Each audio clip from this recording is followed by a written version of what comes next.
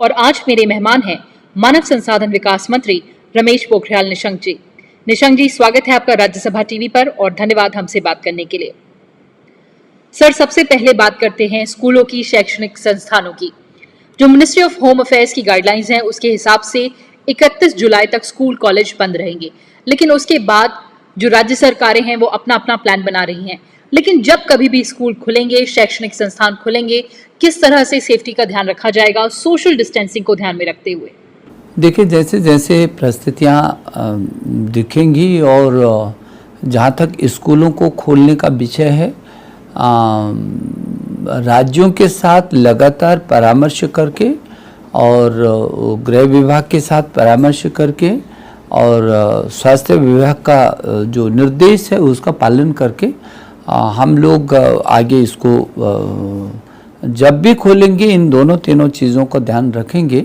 और अभी कोई निश्चित तिथि तय हुई है ऐसा नहीं है, क्योंकि अभी सब परीक्षाएं चल रही हैं, लेकिन ये अपेक्षा कर रहे हैं कि ये 30 अगस्त तक जो नए प्रवेश हैं वो ज़रूर हो जाएं और फिर अगस्त के बाद सितंबर में कक्षाएं विधिवत शुरू हो सकें, ऐसे सोचते हैं। आगे वो तो गृह मंत्रालय फिर निर्देश देगा और स्वास्थ्य मंत्रालय के परामर्श से हम लोग स्कूल खोल सकेंगे।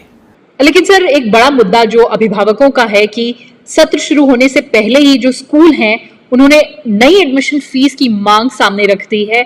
किस तरह से इसका रेजोल्यूशन निकालेगी सरकार और आपका मंत्रालय?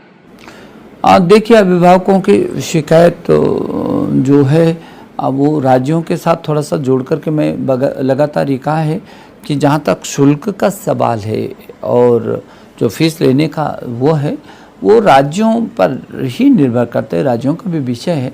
इसलिए मैंने लगातार, जब पीछे के दिनों में भी हुआ, एक तो अध्यापक बोलते थे कि उनको वेतन नहीं मिल रहा है, तो प्रबंधन कहते थे कि उनका शुल्क नहीं आ रहा है, उधर विभाग कहते थे कि पढ़ाई तो हो नहीं रही है तो फिर किस बात का शुल्क है।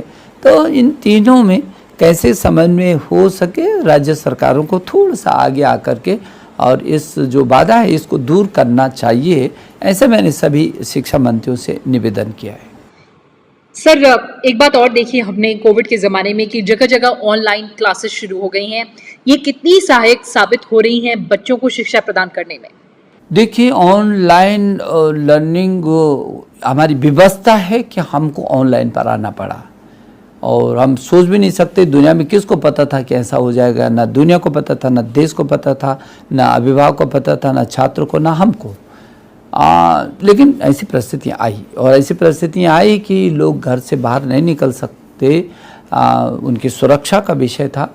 और ऐसी स्थिति में 1 सप्ताह हो, 2 सप्ताह हो, लेकिन महीने हों, 1.5 महीने हों, 2 महीने हों और उससे ज़्यादा अवधि का हो, तो फिर वो जो छात्र जिसको गतिशील रहता है जो उसको यदि हम ऑनलाइन पर नहीं लाते तो क्या स्थिति पैदा होती है, आप समझ सकते हैं इस बात को।